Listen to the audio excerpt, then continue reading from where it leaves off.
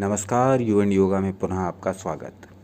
शिव सर्वोदय के पाठ के क्रम में आज हम आगे चलते हुए देखते हैं कि भगवान शिव ने माता पार्वती से क्या कहा। श्लोक संख्या 72। सार्धद्विघटिके पंच क्रमेणैवोपयान्ति च क्रमादेकैकनाड्यां च तत्त्वानां पृथगुद्भवः। अर्थात पहले कहे हुए पांचों तत्वों का उदय क्रमशः 2.5 घड़ियों में होता है। पहले कहे हुए का मतलब जो पिछले श्लोक में कहे गए थे, जो 5 तत्व होते हैं पृथ्वी, जल, वायु, अग्नि और आकाश, उनके बारे में कहते हैं पहले कहे हुए पांचों तत्वों का उदय क्रमशः 2.5 घड़ियों में होता है, क्रमशः एक के बाद एक। तत्पश्चात कहते हैं एक एक नाड़ी में भी पांचों तत्वों का क्रम से पृथक रूप से उदय होता है। एक एक नाड़ी, यहाँ एड़ा और पिंगला के लिए कहा गया, एक एक नाड़ी में, और इससे संबंधित जो अन्य नाड़ियाँ हैं उनके लिए भी यहाँ कहा गया है। तो सभी नाड़ियों के लिए पृथक पृथक ना कहकर एक एक नाड़ी के लिए कह दिया गया। यानी कि जब नाड़ियों में स्वर प्रवेश करता है, वायु प्रवेश करती है, तब इनमें ये पांचों तत्व क्रमशः प्रवेश करते हैं एक एक करके। और कौन सा तत्व पहले आता है, कौन सा तत्व लास्ट में आता है, ये हम पिछले अंक में देख चुके हैं। तो कोई डाउट हो तो पिछले अंक को देख लीजिए। अब आते हैं अगले श्लोक पर। श्लोक संख्या 73। अहोरात्रस्य मध्ये तु ज्ञेया 12 संक्रमः वर्षकर्कटकन्याली मृगमीना निशाकरे। अहोरात्रस्य मध्ये तु, दिन और रात्रि में, ज्ञेया 12 संक्रमः 12 संक्रांतियाँ मानी जाती हैं। दिन और रात में 24 घंटे के समय में 12 संक्रांतियाँ मानी जाती हैं, 6 एक भाग की और 6 दूसरे भाग की। तो कौन कौन सी और कैसे कैसे हैं ये देखते हैं। वृषकर्कट कन्याली मृगमीना निशाकरे। इसमें चंद्र की जो राशियां मानी जाती हैं वो हैं वृषभ, कर्क, कन्या, वृश्चिक, मकर और मीन।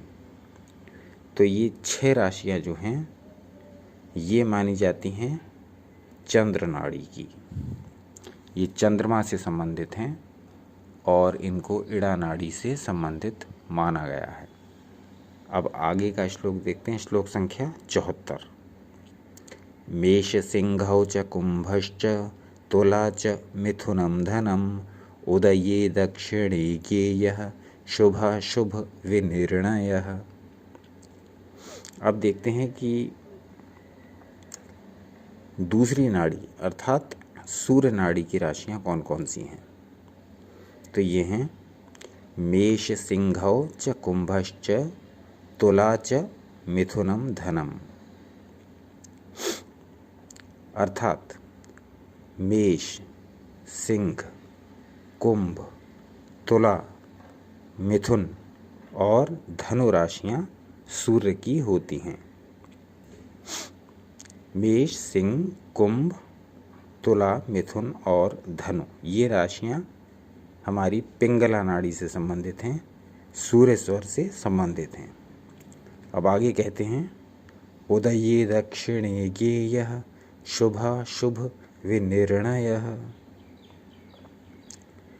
इनमें दक्षिण स्वर के उदय होने पर शुभ एवं अशुभ फल का निर्णय समझना चाहिए।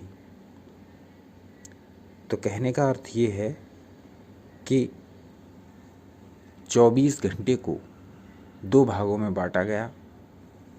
दिन और रात्रि की 12 राशियां, जिनको 12 संक्रांतियों के नाम से यहाँ बताया गया, उनमें चंद्र की जो राशियां मानी गई हैं उनमें वृषभ, कर्क, कन्या, वृश्चिक, मकर और मीन है। और सूर्य की जो राशियाँ मानी गई हैं उनमें मेष, सिंह, कुंभ, तुला, मिथुन और धनु हैं। तो इन राशियों का यहाँ दिनों के अनुसार विभाजन कर दिया गया है, दिन के अनुसार, समय के अनुसार कर दिया गया है। और ये राशियाँ अपने मूल रूप में भी इन्हीं स्वरों से संबंधित हैं। जिस राशि का जो स्वर बताया गया है वो राशियाँ उन्हीं स्वरों से संबंधित भी हैं। तो यहाँ उसके बारे में क्या व्यवहारिक ज्ञान दिया गया है ये देख लें एक बार।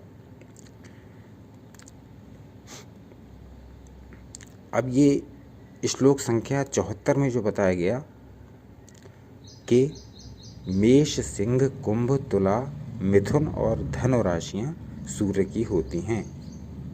और इससे पहले बताया गया था कि वृषभ, कर्क, कन्या, वृश्चिक, मकर और मीन राशियाँ चंद्र की होती हैं। अब श्लोक संख्या 74 में कहा गया है कि दक्षिण स्वर के उदय होने पर शुभ एवं अशुभ फल का निर्णय समझना चाहिए।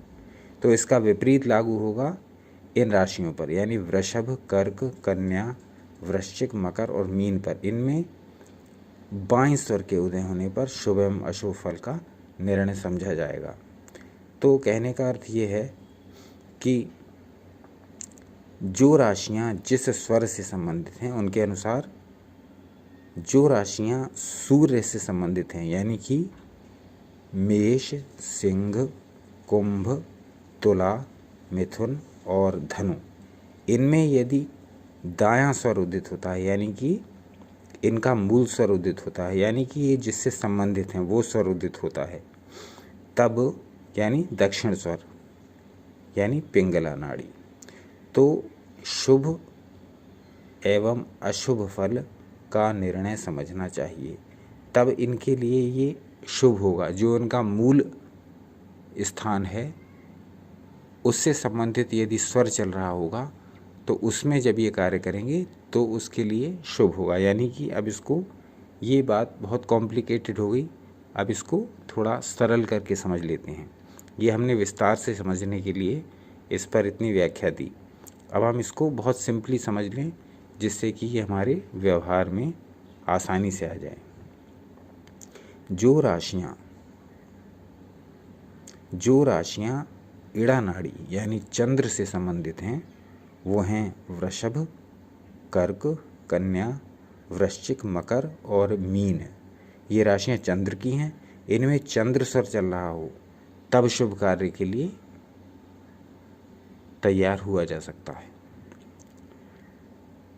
इसके विपरीत जो राशियाँ पिंगला नाड़ी यानी सूर्य स्वर से संबंधित हैं, जैसे मेष, सिंह, कुंभ, तुला, मिथुन और धनु, तो इनमें अब चूंकि ये सूर्य से संबंधित हैं तो इनमें सूर्य स्वर जब चल रहा हो तब शुभ फल का निर्णय समझा जा सकता है। यानी कि शुभ फल प्राप्ति हेतु इन्हें दाहिने स्वर में कार्य करना चाहिए। तो अब इस बात का कन्फ्यूज़न बहुत हो सकता है कि जब इस राशि का इससे ये संबंध है तो फिर दूसरे अन्य अवसरों पर अलग अलग स्वरों को कैसे देखा जाएगा। तो उसके लिए सबके लिए अलग अलग विधान बता दिया गया है। यह एक जनरल प्रैक्टिस है। इसमें आपको जो राशि जिस स्वर से संबंधित है जनरली वो उस स्वर का प्रयोग कर सकती है शुभ कार्य करने के लिए। तो ये थी श्लोक संख्या 72, 73 और 74। इसमें कोई डाउट हो, कोई संदेह हो, कोई जिज्ञासा हो, कोई प्रश्न हो तो कमेंट बॉक्स में अवश्य लिखें। शिव सर्वोदय का पाठ इसी प्रकार जारी रहेगा। अब अगले अंक से हम श्लोक संख्या 75 को लेंगे। तो इसी प्रकार देखते रहिए आपका अपना चैनल यू एंड योगा। अपना अनमोल समय हमें देने के लिए बहुत बहुत धन्यवाद।